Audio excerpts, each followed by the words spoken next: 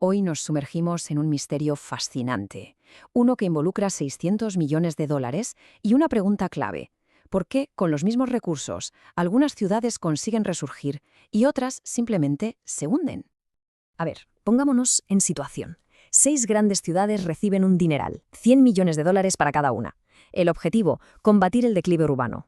Pero lo que pasó después fue, bueno, desconcertante. Algunas tuvieron un éxito increíble, mientras que otras fracasaron de forma estrepitosa. ¿Cómo es posible? ¿Qué marcó la diferencia?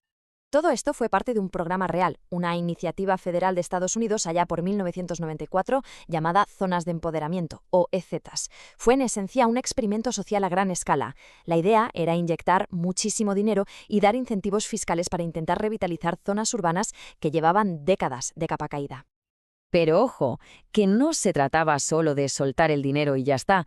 El programa se construyó sobre 4 ideas muy claras. Generar oportunidades económicas, sí, pero también asegurar un desarrollo sostenible, crear alianzas con la comunidad y, sobre todo, que la propia gente desarrollara una visión estratégica para el cambio.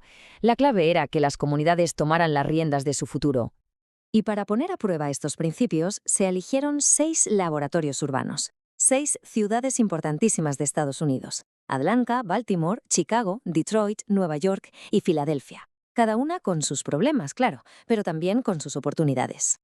Vale, y aquí es donde la cosa se pone de verdad interesante. Miremos los resultados. Es que son como la noche y el día. Arriba del todo, Baltimore y Filadelfia. Un éxito rotundo, mejorando en prácticamente todo. Son los claros ganadores. Y en el otro extremo, Atlanta y Nueva York, un desastre, francamente. Chicago y Detroit se quedan ahí, en un término medio. La conclusión es brutal. Misma inversión, resultados radicalmente distintos. Entonces, llega la pregunta del millón. ¿Qué demonios explica esta diferencia? La primera idea que se nos viene a la cabeza es lógica. A lo mejor todo dependía del punto de partida, ¿no? Quizás las ciudades a las que ya les iba un poco mejor tuvieron más éxito. Pues resulta que no. De hecho, los datos dicen justo lo contrario. Fijaos en esto, que es increíble.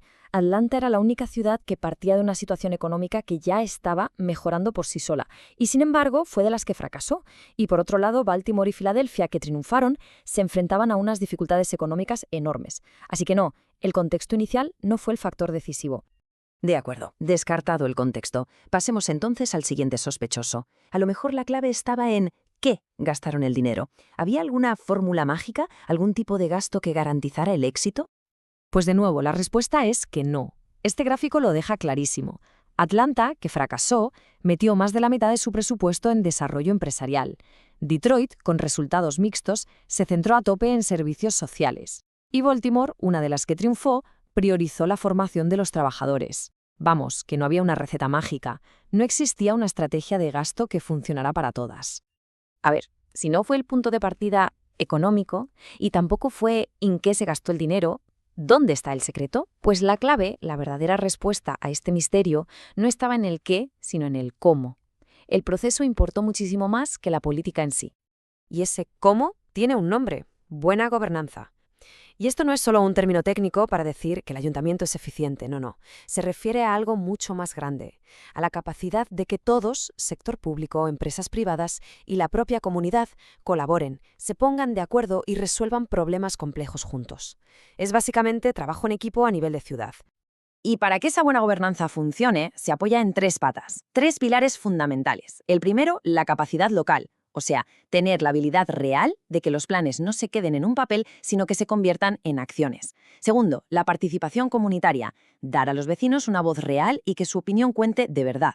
Y tercero, la integridad del programa. Usar el dinero de forma transparente y eficiente. Si tienes estas 3 cosas, tienes el éxito casi asegurado. Y para que se vea claro, comparemos a los dos extremos, Baltimore y Atlanta.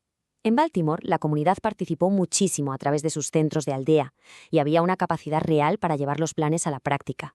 En Atlanta, por el contrario, las peleas entre políticos lo paralizaron todo. Los lazos con la comunidad eran casi inexistentes y la mala gestión hundió el proyecto. Es la diferencia entre la colaboración y el caos más absoluto. Y esto no es solo una opinión, es que hay datos que lo respaldan.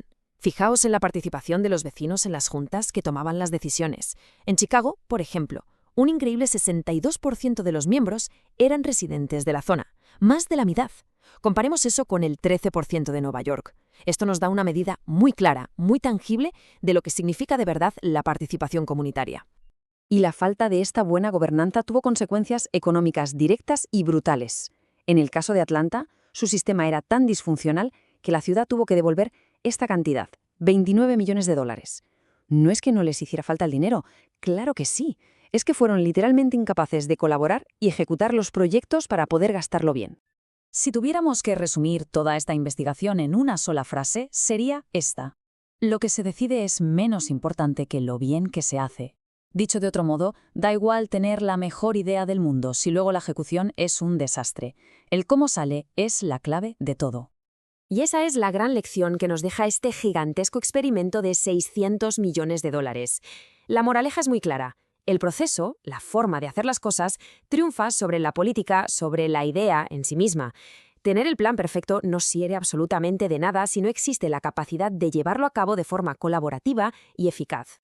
Y claro, todo esto es súper relevante hoy en día. Nos enseña, primero, que para revitalizar una comunidad hace falta más que dinero, hace falta confianza. Segundo, que crear esa capacidad de colaboración es el primer paso, el más importante, antes de empezar cualquier proyecto grande. Y sobre todo, que el cómo se hacen las cosas en política es igual de importante o incluso más que el qué se quiere hacer. Así que, la próxima vez que oigamos hablar de un gran proyecto para una comunidad, la pregunta fundamental que deberíamos hacernos, inspirada por todo esto, es la siguiente. ¿Se está simplemente hablando sobre la gente o se está trabajando de verdad con ella? Porque en la respuesta a esa pregunta puede estar la diferencia entre el éxito y el más absoluto de los fracasos.